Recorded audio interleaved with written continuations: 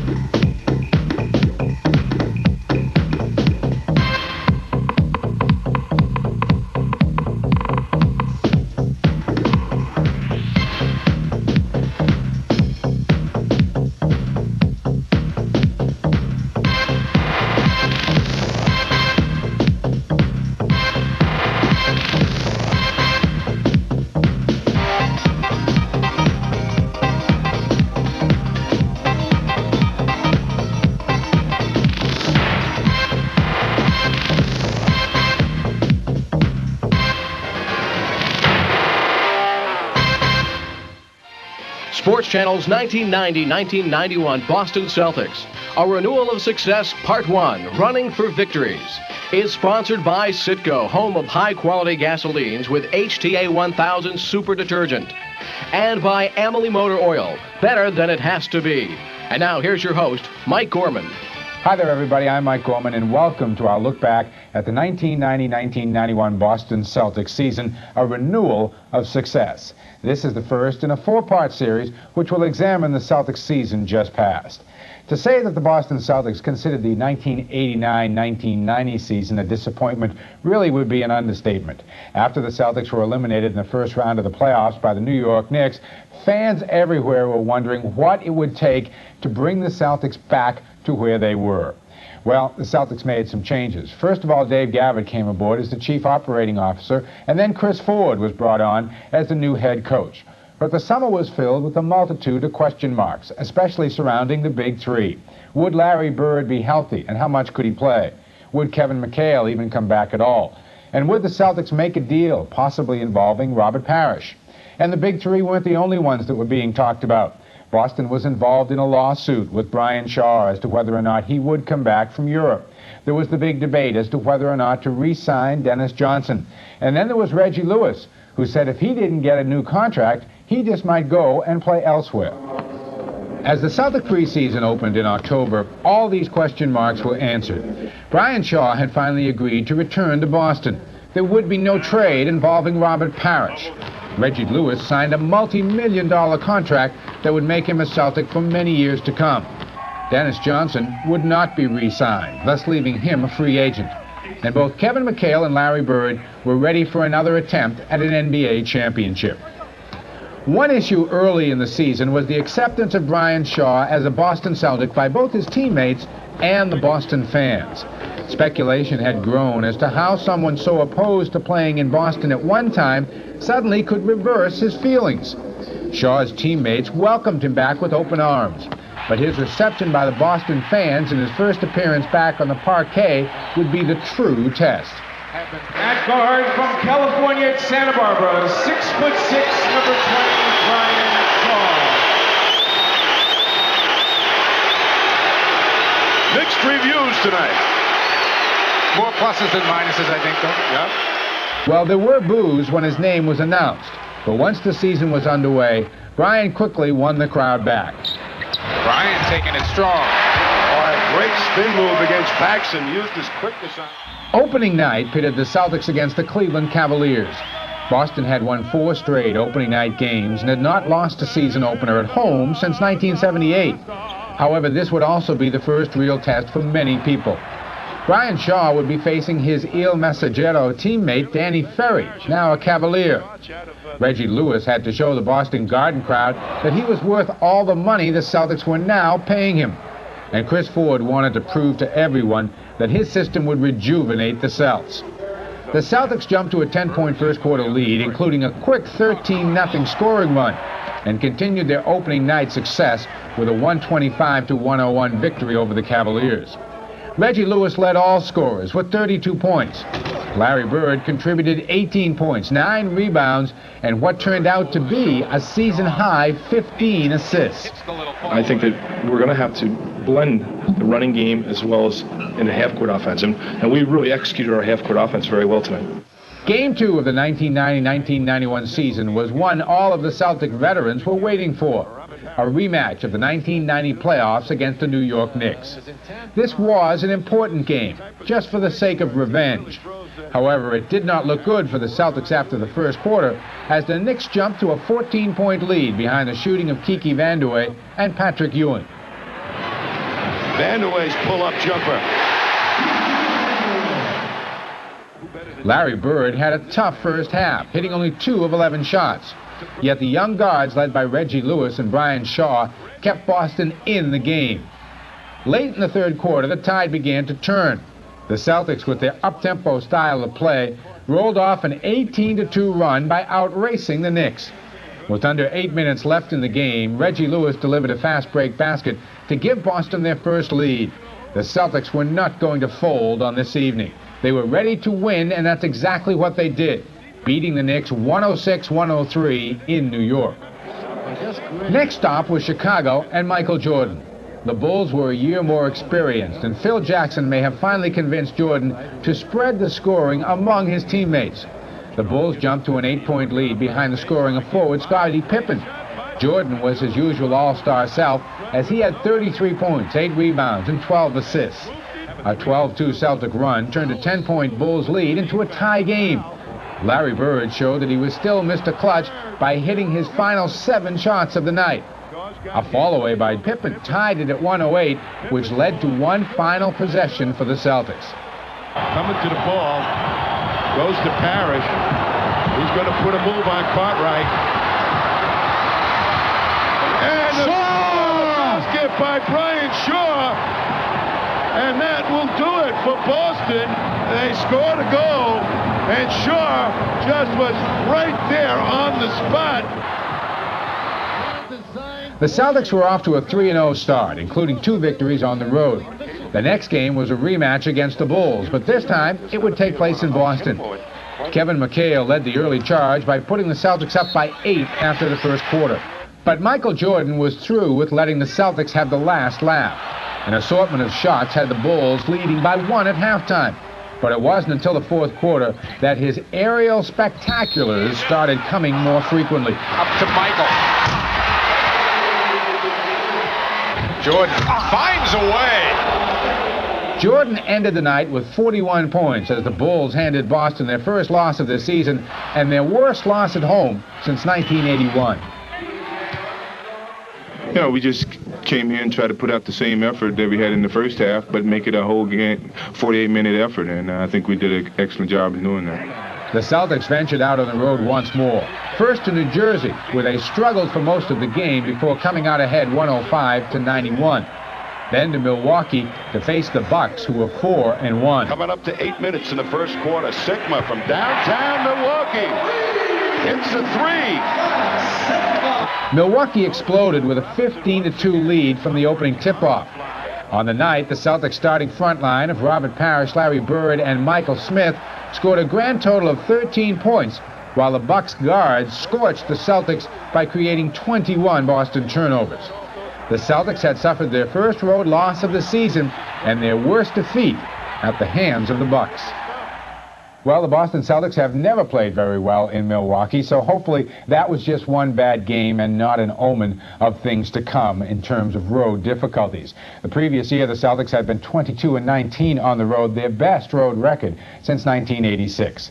Up next for the Celtics, 10 games in the final 17 days as they close out the month of November, and we'll have that and a whole lot more as the 1990-1991 Boston Celtics, a renewal of success, continues.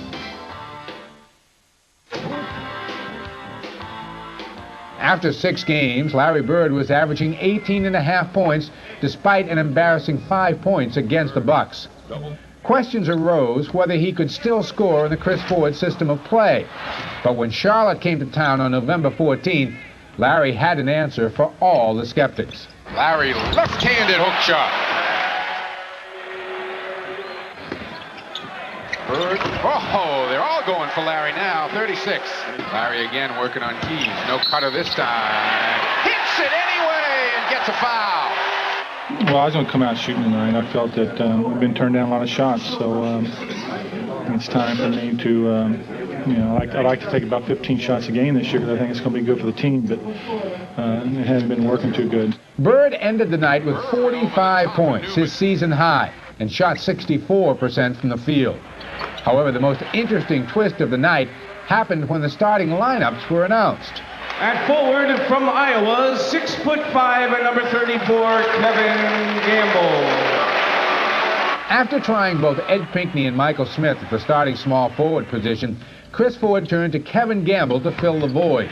Well, Kevin Gamble and Reggie were switching at the 2 and 3 spot. I don't know if you broke down minute-wise. I don't know who played more minutes at the 3 spot for us tonight, Reggie or Kevin. But the combination of those two did a very good job. His first starting assignment proved to be a stroke of genius as he scored 26 points, dished out 9 assists, and shot 10 of 14 from the field. The backup shooting guard from Iowa was now the Celtics' starting small forward. I just wanted to go in there and be aggressive and do some good things for us. They emphasize the running game, getting out and running the court, and trying to get easy baskets, and that's what I did. The starting guard tandem of Brian Shaw and Reggie Lewis were playing well together. Lewis was averaging 20 points going into the middle of November, and Shaw led the Celtics with over 6 assists per game. Their teamwork on the court was being helped by their friendship off it. The type of style that we're playing, it's more to my style. I love running, and Brian was doing an excellent job of finding me in the open court and giving me the ball at the right place at the right time, and I was just trying to beat my man to the basket, and it was working. Shaw's maturation as the top-notch point guard took a great leap forward when John Stockton and the Utah Jazz came to town. Battling the 3-time NBA assist leader, Shaw showed that he was capable of playing at that level. He orchestrated the Celtics offense the entire night as Boston ran away from the Jazz early in the third quarter to post a 114-89 win. Brian finished with 14 assists, 6 steals, 8 points, and no turnovers. Great pass! There's your play of the game. The following night, the Celtics traveled to Washington, where the Bullets played good ball for 3.5 quarters. It wasn't until Boston poured in 13 unanswered points with 8 minutes left to play that Washington lost hope. Kevin McHale was enjoying the quick pace of the new Celtics and showed that his outside marksmanship was as solid as his inside game. Against the Houston Rockets, Kevin delivered a season-high 32 points and 7 assists as he and Robert Parrish held Akeem Olajuwon and Otis Thorpe to a combined 28 points and 19 rebounds. The victory against Houston was the Celtics' 4th in a row and left them with an 8-2 record after 10 games. I said, all along I would say you kind of look at 10-game groupings, and our first grouping was very good, won 8% of our games. If we go 16-4, I'll be very happy with our next 10, 3 more victories brought the team's win streak to 7 as the Celtics breezed past the hapless Sacramento Kings, the injury-plagued Cleveland Cavaliers, and the inexperienced Miami Heat. The brightest sign at this point of the season was the emergence of a solid 7-man rotation, each player capable of leading the team in scoring on any given night. Coach Ford is stressing that me, Brian, and Reggie just pick up the intensity. That gets us going a little bit more quicker. If we're, dragging, our team's dragging a little bit. So if we pick up the intensity, everybody else is going to pick up the intensity also. Kevin Gamble continued to be a shining star as he shot 58% from the field and averaged over 12 points per game. Rookie point guard Dee Brown was adapting to the rigors of the NBA by filling in for both Brian Shaw and Reggie Lewis in the backcourt. The captain, Larry Bird, was still leading the team in scoring at 21 points per game, but his key contributions on the court this year were his defensive rebounding and his outstanding passing ability.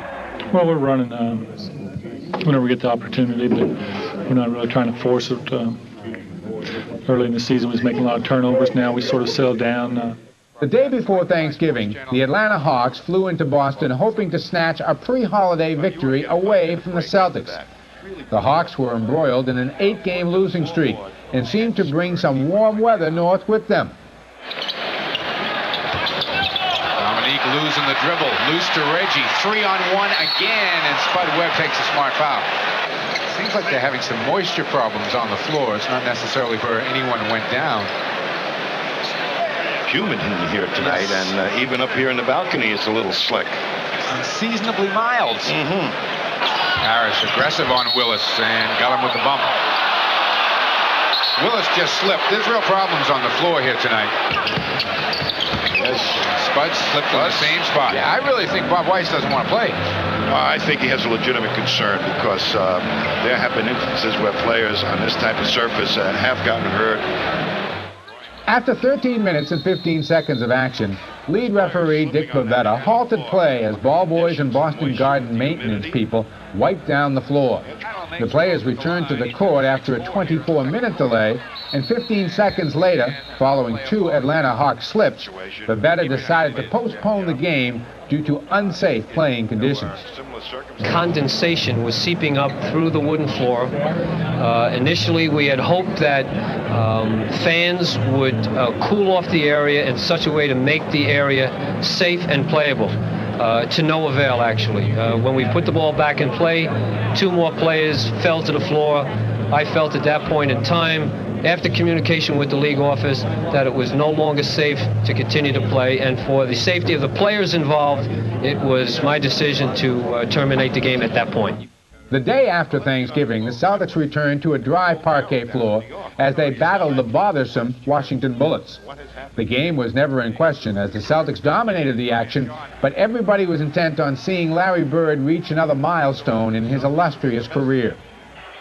Around to Parrish screen. Fall away. Got it! Larry Bird! 20,000 points, 5,000 assists. I really never thought much about it. Points were points. If they paid us by the point, I would have had 50,000. I said 20. So I don't know. It's something nice to have, you know. And very few people had 20,000 points and 5,000 assists, but I really didn't know much about it until I came back this year. This remarkable achievement still left Larry Bird about 6,000 points behind the Celtics' all-time leading scorer, John Havlicek, who has over 26,000 career points. An interesting note to remember for next season, Robert Parrish should get his 20,000th career point sometime during the regular season. And he's also only 128 assists away from cracking the 2,000 assist mark. We'll be back with more of the 1990-1991 Boston Celtics renewal of success right here on Sports Bureau.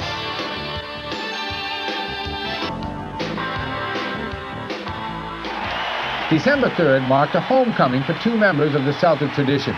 Casey Jones, a member of 11 Boston Celtic championship teams as a player and coach, returned to the parquet floor for the first time as the head coach of the Seattle Supersonics. Well, it's great to be back here, and it always is. Friends, teammates, and the whole bit. It's just really great to be back here, and particularly for Johnny Most night. I'm not too particular about playing against Celtics tonight, but that comes with it. But mainly being here to help honor Johnny Most, I'm very happy about that. The voice of the Boston Celtics for 37 years, Johnny Most, was honored at halftime for all the great contributions he had brought to the team and its fans. This championship ring is the only one of its kind in the world. It has no date. It symbolizes and says on the ring, 16 World Championships. On behalf of the team, Johnny, we got you a piece of wood here. But it's a very special piece of wood. It reads, "From high above courtside, the world learned of the wondrous events on the parquet below from your uniquely green perspective." Thanks, Johnny. Thanks for the memories.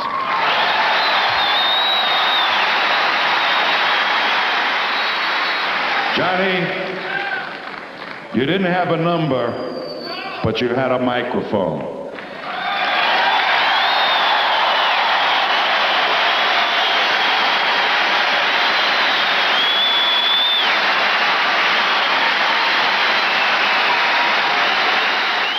The Celtics were now 14-3 as they embarked on their Texas swing. Dallas was their first stop, and the team came away with a 112-104 victory behind the efforts of the oldest player in the NBA. Parrish right there. What a slam. Great follow-up. McHale pulls it up, gives to Parrish. Wheels by Donaldson, and the Celts now have a 9-point. The next stop was San Antonio, also known as Mr. Robinson's neighborhood. David ended the night with 27 points, as did teammate Willie Anderson, and the Spurs had a 6-point win over the Celtics. Nowadays, no NBA team expects to leave Texas with a 3-game sweep, so winning 2 out of 3 games is still considered successful. In Game 3 of the Texas trip against Houston, the Celtics were neck and neck with the Rockets for 43 minutes. Larry Bird had missed 13 of his last 14 shots, but Brian Shaw kept the Celtics close with 26 points, 12 rebounds, and 7 assists. Now it was Bird's time once again. Boy, they're rushing to double Lewis all the time as he puts it on the floor. Long shot by Bird! Breaks the slump. Bird, with the clock running down, hits another 3. I know what the problem was with the shot in between. He was too close. And Don Chaney can't believe it as he thought his Rockets were in this ball game. The Celtics won 107-95, outscoring Houston 17-4 in the closing 5 minutes of the game. Back home for 8 of their next 11 games, the Celtics easily disposed of the Milwaukee Bucks, jumping to a 34-point lead in the third quarter. The Celtics starting 5 shot a blistering 67% from the field. Last time we faced the Bucks, we had a lot of lessons to learn. I think the players paid attention and came out tonight and really worked on it. The defending champion Detroit Pistons were next in line to try and stop the Celtics' up-tempo style of play. Kevin McHale defended the Celtics' home turf with 24 points and 11 rebounds. Larry Bird delivered another of his classic monumental three-pointers. Takes another 3. Hits this one. I think Boston really played well down the stretch. They got the shots that they wanted and showed a very good mixture of players. And it was interesting, real interesting. And there's a good possibility you might see this matchup at the end of the year. The Celtics prepared for a rematch with Charles Barkley and the Sixers. Charles Barkley came to play as he delivered 35 points and 9 rebounds, but no other 76er had more than 12 points of the night. The Celtics finished with a 10-point victory for their 5th straight win in December. Like I say again for the millionth time, Brian, Reggie, and Kevin and Dee Brown have done a great job for us, enabling us guys to get back on defense and play the type of game that we're capable of playing at this stage of our careers. The Celtics continued their winning ways when the Atlanta Hawks returned to Boston to finish the postponed game from November 28. Once again, the weather outside the Garden was unseasonably hot for a winter day. But inside, the Garden maintenance crew was prepared to combat the condensation that could develop. The game was restarted at the point of suspension, 10:30 remaining in the second quarter, and the Celtics leading 37-22. Within 4 minutes, the Celtics had pushed their lead to 29 points by hitting 9 of 10 shots. Hawk coach Bob Weiss threw in the towel and pulled his 5 starters all at once, hoping that the second unit could do better. They couldn't. The final score, Boston 132, Atlanta 104. We would probably have been willing to play this game if it was raining inside the Garden. You know, we wanted to get it over with and, you know, so we can get on with the rest of the day, because if we would have completed the game before, we might have had a couple of days off and been able to, you know, a couple of us might have been able to go home. So, well, the game that finally took 26 days to play was over, but not without some sacrifices. The original NBA schedule had the Celtics with 5 days off before Christmas, plenty of time to do shopping, but the damp floor messed up the Celtic plans just a little bit. It didn't seem to affect the Celtics, though, the day after Christmas when the Indiana Pacers came to town. Little did we know then that this was a look forward to a great playoff series. We'll have that and more when the 1990-1991 Boston Celtics, a renewal of success, continues. Members of the Celtics begin to accumulate, and getting healthy for the playoffs is Chris Ford's main concern. That's part 2 of A Renewal of Success, sponsored by Citgo and Amalie Oil, premiering July 11th at 7 p.m. only on Sports Channel.